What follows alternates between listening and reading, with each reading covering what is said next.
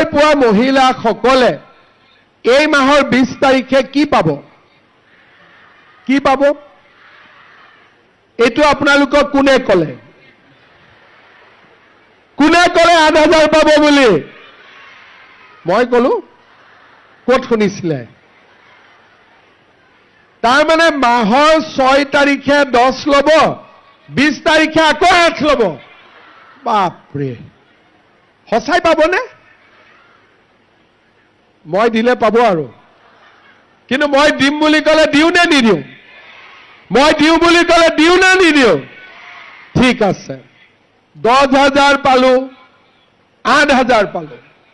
এতিয়া চৰকাৰৰ পৰা কোনে কোনে বিনামূলীয়াকৈ চাউল পায়? হাত দাঙক। চবেই পাই আছে, বঢ়িয়া। 50,000 পৰিয়ালে পাই আছে। এতিয়া নতুনকৈ 100 টকাত আমি 1 কেজি দালি, 1 কেজি চেনি আৰু 1 কেজি নিমখ দি আছো। কোনে কোনে কিনিছে? হাত দাঙক। চবেই কিনিছে। বা, তিতাবৰ বহুত এডভান্স। আমি দিয়া দালিখিনি বজাৰৰ দালিতকৈ বেয়া নে ভাল? সঁচা কথা ক'ব, মোক বুলি এনে নক'ব। মই বেয়া হ'লে আৰু ভাল কৰিব লাগিব নহয়। বজাৰৰ দালিতকৈ ভাল নে বেয়া? বজাৰৰ চেনিতকৈ ভাল নে বেয়া? বজাৰৰ নিমখতকৈ ভাল নে বেয়া? লাখপতি বাইদেউ হৈ গ'ল, অৰুণোদয় হৈ গ'ল, চাউল হৈ গ'ল, দালি হৈ গ'ল, নিমখ হৈ গ'ল, চেনি হৈ গ'ল। কি বাকী থাকিলে? কি বাকী থাকিলে? মই ঠিকে শুনিছোনে? আপোনালোকে মিঠাতেল কৈ আছে?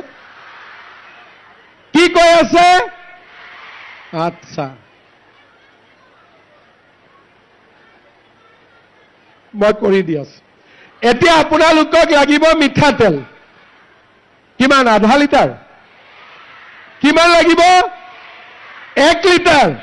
বাপৰে, এতিয়া আপোনালোকে এটাই মই কৈছো যে মিঠাতেল, দালি, চেনি, নিমখ এইখিনি যদি আমি 100 টকাটো দিব নালাগে, বিনা পইচাত পাই যাওঁ, কেনেকুৱা হ'ব? কিমান বা ইমান লাহেকৈ কৈছে? কিমান ভাল হ'ব? বহুত ভাল হ'ব। কিন্তু এইটো কাৰণে কি কৰিব লাগিব? এইটো কাৰণে কি কৰিব লাগিব? এইটো কাৰণে এবাৰ তিতাবৰত বিজেপিক ভোট দিব লাগিব। দিবনে নিদিব? বঢ়িয়া। তেতিয়াহ'লে দালিও ফ্ৰী হৈ গ'ল, নিমখো ফ্ৰী, তেলো ফ্ৰী আৰু চেনিও ফ্ৰী হ'ব। কিন্তু মোৰ আৰু এটা ইচ্ছা আছে, আৰু অলপ আগত মোৰ ইচ্ছা আছে। আমাৰ ঘৰত কি হয়, আগতে আমাৰ ঘৰত অতিথি আহিলে মাহে ক'লে বহক চাহ খাব। পাকঘৰত গৈ দেখিলে চেনি নায়েই, আকৌ ওচৰৰ মানুহৰ ঘৰত বাতিটোলৈ যাব লাগে। কেতিয়াবা ভিতৰত গ'লো, চাহপাতে নাই বোলে। মোৰ কেতিয়াবা লাগে, সোনকালে নহয়, লাহেকৈ মোৰ ইচ্ছা আছে যে চেনি, দালি, নিমখ, তেলৰ লগত আধা কেজি চাহপাতো দিয়া, যাতে ঘৰত কোনো সমস্যা নাথাকে। এতিয়া ঘৰত কিয় সমস্যা থাকিব নালাগে?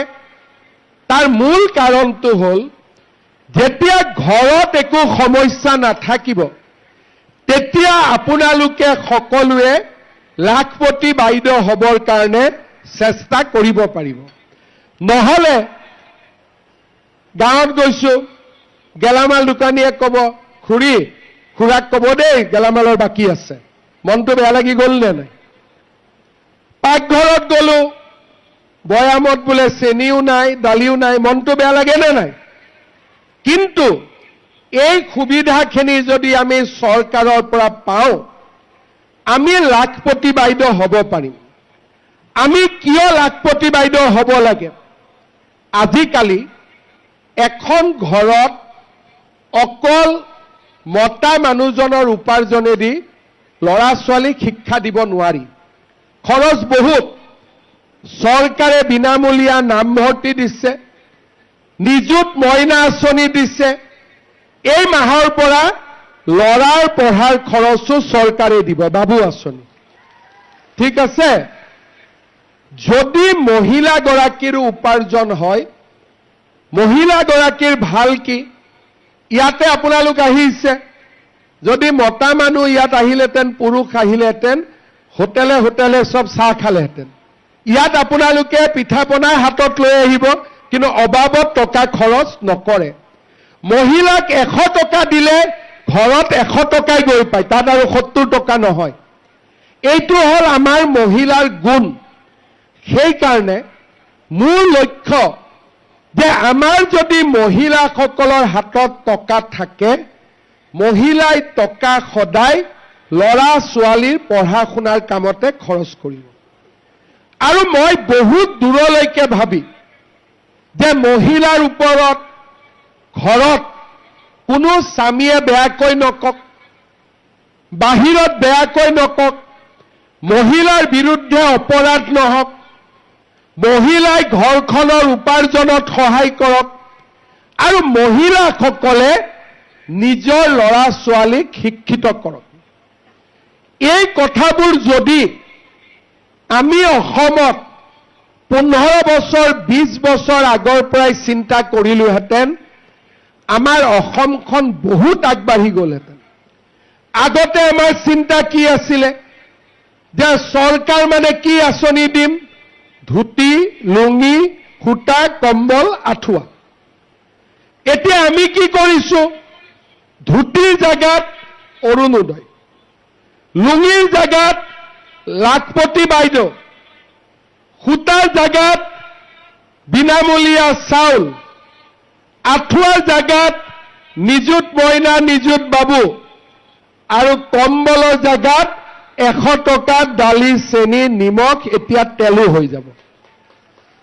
এতিয়া আপোনালোকে চিন্তা কৰক মই 2016 চনত তিতাবৰত আহিছিলো সূতা অলপৰ কাৰণে ইয়াত মহিলাসকলৰ যি হুলস্থুল এতিয়া আমি কি কৰো অৰুণোদয় দিওঁ চুপচাপ বেংকত টকাটো সোমাই আহে 8 তাৰিখৰ পৰা হাজবেণ্ডসকলে শুনি থাকে এই মোবাইল চাহ পইচাটো সোমাল নেকি এটা ঘৰত আনন্দৰ পৰিৱেশ দৌৰা দৌৰি কৰিব নালাগে কোনো ৰাজনীতি কৰা মানুহৰ হাত পাতিব নালাগে ওপৰৰ পৰা দিলো পাই গল এটা 20 তাৰিখে মই দিছপুৰত লাহেকৈ বুটামটো টিপি দিম আপোনালোকে একাউণ্টত টকা সোমাই যাব কোনো মিটিঙত যাব নালাগে লাইন পাতিব নালাগে হুলস্থুল কৰিব নালাগে কাৰো ওচৰত হাত পাতিব নালাগে এনেকে যদি আমি যোৱা 20 বছৰৰ পৰাই কাম কৰি থাকিলোহেঁতেন আজি আমাৰ অসমখন বহুত দূৰ আগুৱাই গ'লহেঁতেন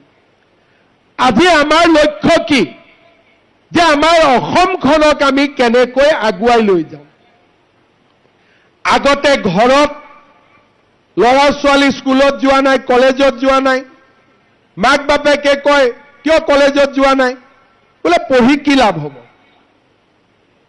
কিয় বোলে ঘৰত টকা আছে চাকৰি ল'বৰ কাৰণে আমাৰ অসমত চোকা ল'ৰায়ো চাকৰি নাপাইছিলে যদি ঘৰত টকা নাথাকিছিল অসমত কমসে কম 5000 উপন্যাস হৈছে যে চাকৰিত টকা নিদিয়াৰ কাৰণে চাকৰি নাপালে হালধীয়া চৰাই বাওধান খাই পৰা আৰম্ভ কৰি 70 বছৰত কিমান লেখনি আছে এতিয়া মাক বাপেকে ল'ৰা ছোৱালীক ক'ব পাৰে যে ভাল কৰি পঢ় ফিল্ডত গৈ দৌৰা প্ৰেক্টিছ কৰ মামাই পুলিচত চাকৰি দিব কোনেও 1 টকাও ঘোষ খাব নোৱাৰে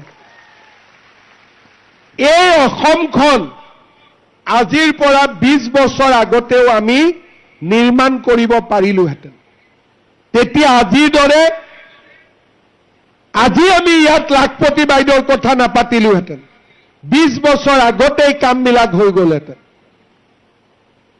আমি তাৰ পৰিৱৰ্তে কি কৰিলো না লাখপতি বাইদেউ না ল'ৰা ছোৱালীক পঢ়াৰ সুবিধা দিলো ধুতি কম্বল সূতা লুঙি আঠুৱা পঞ্চমৃত এই অমৃত আমাৰ কাৰণে এনেকে সময় নষ্ট কৰিলো আজি আমাক এটা পৰিৱৰ্তন লাগে মানুহৰ পৰিৱৰ্তন নহয় সমাজৰ পৰিৱৰ্তন লাগে য'ত নেকি আমাৰ আই মাতৃসকলে নিজৰ ভৰিত নিজে থিয় হৈ ল'ৰা ছোৱালীক স্কুলত পঢ়াব পাৰে, কলেজত পঢ়াব পাৰে আৰু 1 টকাও ঘোষ নোহোৱাকৈ অসম